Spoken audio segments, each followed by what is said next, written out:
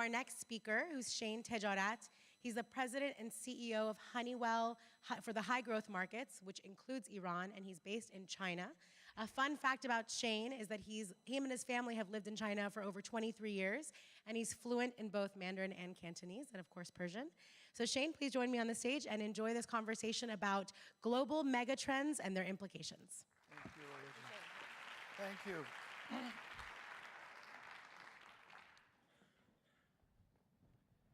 سلام دوستان. امیدوارم که خسته نباشید. Good evening. So tonight I want to talk a little bit about global megatrends. Language is a peculiar thing because when we talk about something being trendy, we think of it as something short-lived, fashionable, maybe media frenzied. People generally know about it, and most of the trendy things are low impact to our lives. When we talk about megatrends, it's quite different. Megatrends are things that transform human lives through generations. They're economic and cultural and political forces that transform societies. And often, they're not very easy to pick out at the time when they're happening. And when it happens, it's easy to talk about a megatrend that happened 1,000 years ago or 300 years ago, but when you're in the middle of it, it's often difficult to pick them out. So today, if you bear with me, I'd like to take you maybe to 50,000 feet and look at some global megatrends. We'll start maybe with a journey that's maybe 1,500 years or so. We won't go back to all the Iranian time. We'll do that a little bit later. But if you look at the dawn of Islam, about 700 AD, really the world was really led by China and the Islamic world. The Roman Empire was kind of coming down, and the world was basically nearly more than 50% of the GDP of the world was run there. That ran its course for about 500-600 years, and then of course we had in parallel to that the rise of the Ottoman Empire, which had its ups and downs until the early part of the 20th century. And that Ottoman Empire at one point really controlled about 30-40% of the world GDP, depending on the time, and 2.3 million square kilometers. It was a very, very big part of humanity. Around 1500, China started going to sleep, and about 1600 or so. And you all, some of you are familiar with that story of what happened in China, and it became very much a navel gazer after the major tour of General Zheng He in China. And as China was going to sleep, the steam engine was invented, the Industrial Revolution began, and the European imperialism over the past 330 years or so really dominated the world. And as we can see, what really was the hallmark of this was also, the peak of it was in the early part of the 20th century, was colonization of the West of basically most of the world. More than 91% of Africa, 100% of the Pacific, more than nearly 60% of Asia. Basically that culminated in 2 world wars. It culminated in what we call the rise of US as a power as we know it today, and of course then in decolonization and the fall of the Iron Curtain. That's your 50,000 foot view. Let's look at 300 years, 330 years basically until 1980, because there was a terrific mega trend that happened in 1980 that actually changes the fortunes of everything that we do today. And it's really important to the fortunes of humanity. But if you look at 300 years, and if you were a teacher, you wanted to give the actors of the past 300 years a scorecard, you would say, we started with about 100 million people in Europe, and very few in America. Fast forward, we made 600 million people in North America and Eastern and Europe very rich, comparatively, and 100 million people in Pacific. But the 100 million is only a 60-year-old story, and they are usually just providers to the consumers, the 600 million. So basically, 10% of humanity drive most of the world economy, all the major global institutions. nearly everything in terms of banking system, biggest corporations, military, healthcare, and more than 70% of the garbage in the world, et cetera, et cetera, et cetera. If you were a teacher, how would you rate at 30,000 feet the actors of this? We took 330 years, and basically 10% of mankind became rich, 90% fairly poor. In fact, many of them net poorer. If you're very kind, you might give it a D. But you know that that megatrend can't continue. If you're really just and kind, you would give it a big F. So something really changed in 1980. What changed really, if you go back to 180, you would see that China was about 25-30% of the world GDP, and together with India, they constituted about 60%.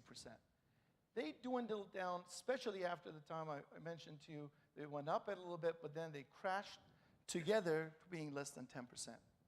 In 1980, China, which was probably one of the most destitute countries in the world, began to change that course. And why is it important? Because it's the only major economy in the world that actually said, I'm not going to go and subscribe to the 300-year narrative of the Western economic development. It was the first major non-white, non-Western, non-Protestant, non-Anglo-Saxon country that said, I'm going to use my own development model. And of course the world said, well, you will fail, and the Iron Curtain came down, and Berlin Wall fell, and all that, but China continued on that path. And that path has really transformed the world in a much bigger way than we can imagine. I have been in China for about 25 years and have really witnessed a lot of that, and we'll get to the so what of it. If you look at the world and how the developments have taken shape, if you look at the Industrial Revolution in the UK, the first time we were able to actually double standard of living, it took over 100 years. Then the second time was 75 years, and then each subsequent time has taken about 30 years, and it's unlikely that actually UK will be able to repeat it in 30 years. If you look at the US, after just at the Industrial Revolution was 58 years, but after the Great Depression, 10 years first time, and then hovered around 30. Japan did very well post-World War, but it has never been able to repeat the feat of doing it in 15 years. China is the only major economy that has actually doubled standard of living 4 times, each time in less than 10 years. So I know there's a lot of physicists, there's a lot of mathematicians in the room here. If we kind of like invent Newtonian economics here and look at what is the impact of that on humanity. What did the average Chinese feel? The average person walking in England in the 1800s or in the 1700s didn't feel this breeze of the Industrial Revolution. It took 100 years to double the standard of living. They didn't walk around and say, Industrial Revolution is happening. But the average person in China, if you took the mass of China times the speed, if you want to see what the average Chinese have felt, is about 100 times of what the average person in the UK felt. And I've seen it with my own eyes from a country that really didn't have any connectivity whatsoever. The most sophisticated thing was a fax machine that was put in a safe box, and it would take, if you had English fax, it would take 3 days to get to you. If you had Persian or French or anything else like that, it would take 2 weeks. And sometimes it would never get to you because they couldn't find somebody to translate and transcribe it for the security department. Today is one of the most connected nations in the world. That force, that momentum is amazing. But also look at this on the right-hand side. It took us 330 years to bring basically 100 million poor people through birth to 600 million. We haven't really cut poverty since up until 1980 in a big way at all. We just raised the standard of living, mostly in the West. Since 1980, the world has actually reduced nearly 1 billion people from absolute poverty. China is responsible for 72% of that. It has done for humanity, no matter how you slice and dice it, No matter you like the Communist Party, you don't like it, you're pro-China, anti-China, the environment, no matter how you look at it, they're responsible for their own, 90% of their own population has come out of absolute poverty. If you look at the rest of the world, South Asia and Sub-Saharan Africa has actually increased that. So China has actually single-handedly not only said no to the Western model, but it also really has done one of the largest contributions. But I would say the contribution doesn't stop there. I think it goes to emboldening the rest of the non-white Anglo-Saxon Protestant countries in the world to say, if they can do it in this model without totally subscribing to everything that is Western, why couldn't I do it? And so let's look at Iran. And in many ways, of course, I love our country, and I always try to contrast, see where Iran is with vis-a-vis the rest of the world. And I think there's a lot of similarities. I've lived in China for 25 years, and I would say Iran is a microcosm. It's a mini China, not a micro China. And in many ways, although it's 1/13 the population, many of the trends there apply. Let's look at Iran. Go back to the time we all like. You know, we like to talk about 2,500 years of history, you know, Cyrus the Great, et cetera, et cetera. But Iran was it was a big deal. We had more than 40% of the global population was connected through our network. Of course, we didn't have Snapchat and so on and so forth then, but it was a big deal. And of course, it went through, and we had the rise of Islam and the Islamization of Iran, but it was the only country in the region, the only major country in the region other than Turkey, that it kept its language and culture intact. And it went through a lot of tumultuous periods, especially in the past 100 years. It was the Qajar dynasty, of course, both the good and the bad, and it was probably one of the worst periods in Iranian history, was the 19th century during the Qajar dynasty.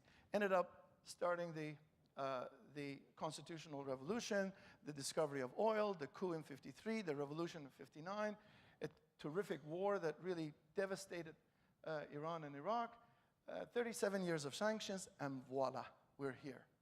And we're here with a potential to really unleash a lot of things in our country. So when we look at how developing nations, and this is probably a fast formula for it, it's not precise, it's not a Bible, but developing nations really start with some sort of a premise of resources, whether it's oil, gas, and other natural resources, labor, human resources. Places like Singapore started with a dream and people. Places like China started with dream, people, and some natural resources, and not much really natural resources. And but then that supports industrialization, urbanization, infrastructure. That creates a middle class that rises. They care about health, safety, and so on and so forth. And all of these creates constraints back into the system. My experience has been, until people have about 1,000 GDP per capita, if they lose a limb at work over a 5-year period, it really hurts them, but it's not going to be a deal breaker. When it hits 1,000, people care about sleeping in a place that is a little bit more comfortable. When it hits 2,000, 3,000, and I watched and mapped this as China was going from 300 to 6,000. And so these all create constraints. Today, I remember when I was talking about sustainable development, the environment to Chinese officials 25 years ago, I'll say, look, let's eat first, then we can talk about that. Today, it's the #1 agenda in their mind. So when you look at Iran, we'll see that there's a lot of things in the basket that allows us to look at the mega trends of Iran. I think the resources, one of the largest combined oil and gas resources in the world, but very outdated refineries. Today, most of the refineries and petrochemical plants in Iran operate in the 4th quartile. There is tremendous things happening with the middle class. Look at it. We have, one of the youngest populations in the world, and it's tremendous. And 65 and up is really a small sliver. This is a tremendous amount of power. Urbanization is happening, not fast enough, but even in the past 35, 40 years, exactly 40 years, we've gone from 47% to more than 70% urbanization. 5-story buildings are going up in Iran. And look at high levels of pollution. But there's bad news too. Iran has one of the most inefficient uses of water in the world. Our water resources are depleted. 70% of the underground water is depleted. Look at this in terms of population. In 10 years, from 01 to 11, Iran's middle class went from 43% to 36%. While at the same time, Turkey went from less than Iran to more than 52%. So, and if you look at this, the most polluted city in the world is Zabul, but don't worry, you don't have to go to Zabul to find other polluted cities. Almost all the major cities in Iran are above EU levels, are actually in the red zone. In fact, the average of Iran is about 4 to 5 times, and you know it's exponential, in terms of the recommendation from WTO. So although it looks like we have a lot to work with, we also have a lot of challenges.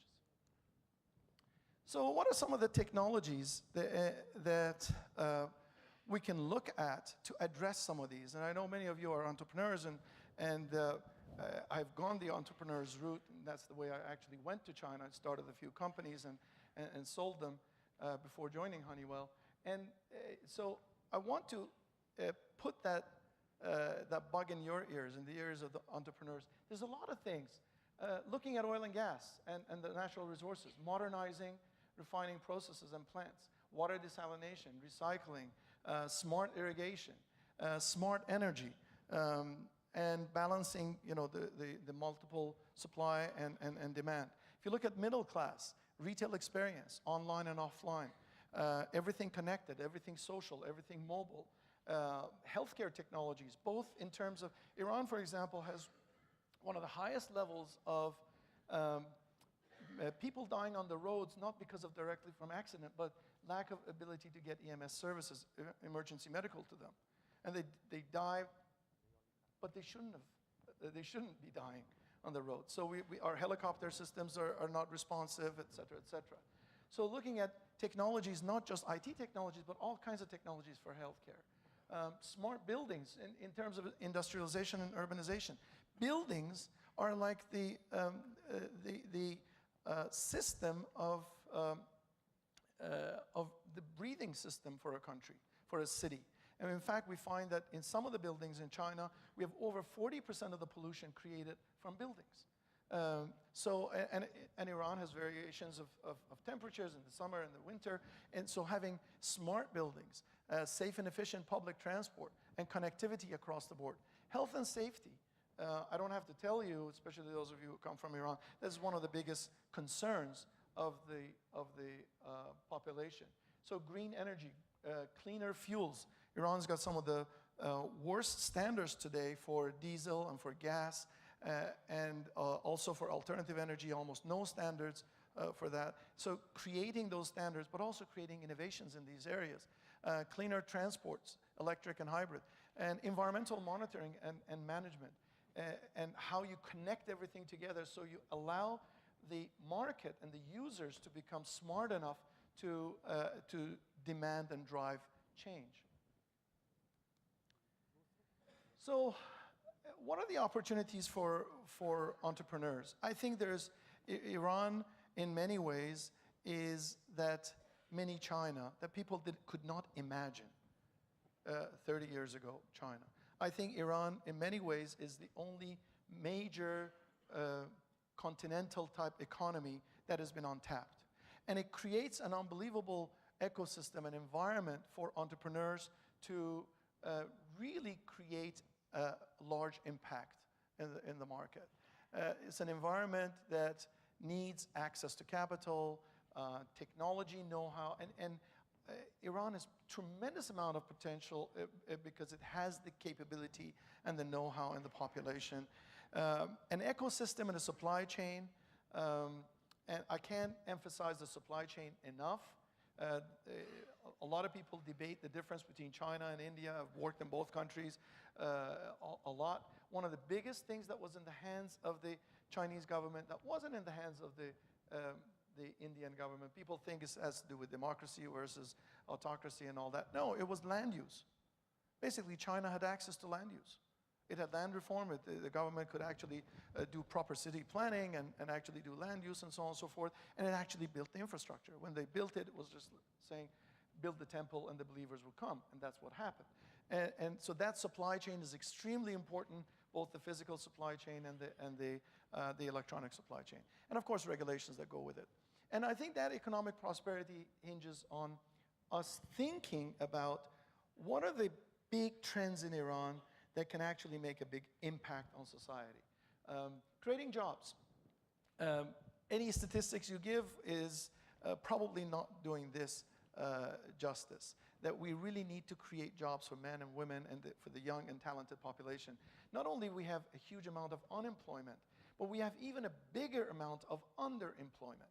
In my discussions with a lot of Iranians say, look, I have a job, I'm not in statistics, either in the government statistics or national, but I have this much capacity and I am driving a car, or I am just selling something in the bazaar.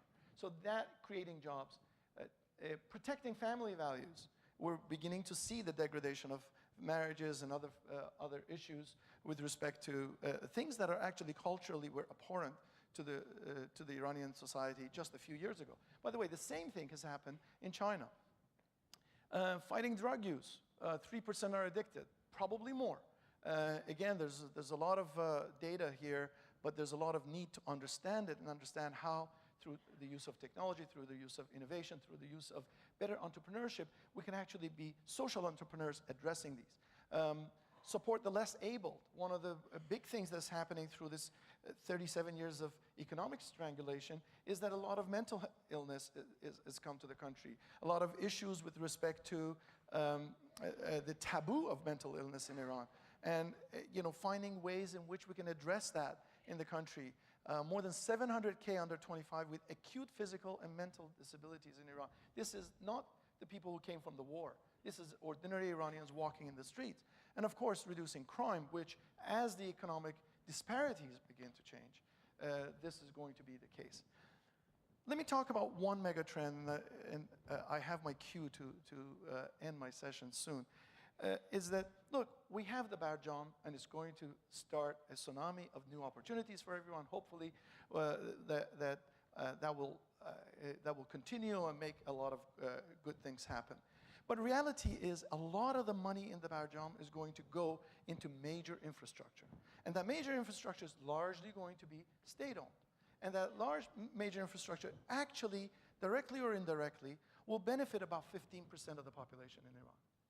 85% of the population is not going to directly or indirectly benefit from this. Not only that, the standards of living are going to go up for the 15% a lot more than for the 85%. So if we just leave the Barjam the way it is, and if you all don't get up and say, I want to do something for the average Iranian, for the mom and pop, for the Jaleh and Farhad and Masoud and everybody else who's working hard, they're going to be actually poorer. I guarantee it. Because the standard of living will go up, and net, we're going to have an Iran that is open, that is rich, that has a GDP per capita which is high, and 85% poor. That certainly is not the Iran that we all wish. That Iran that could be prosperous, that could be colorful, that could be really good for the majority of the masses. And I think the key to that is in this room and in rooms like this. Thank you. Thank you.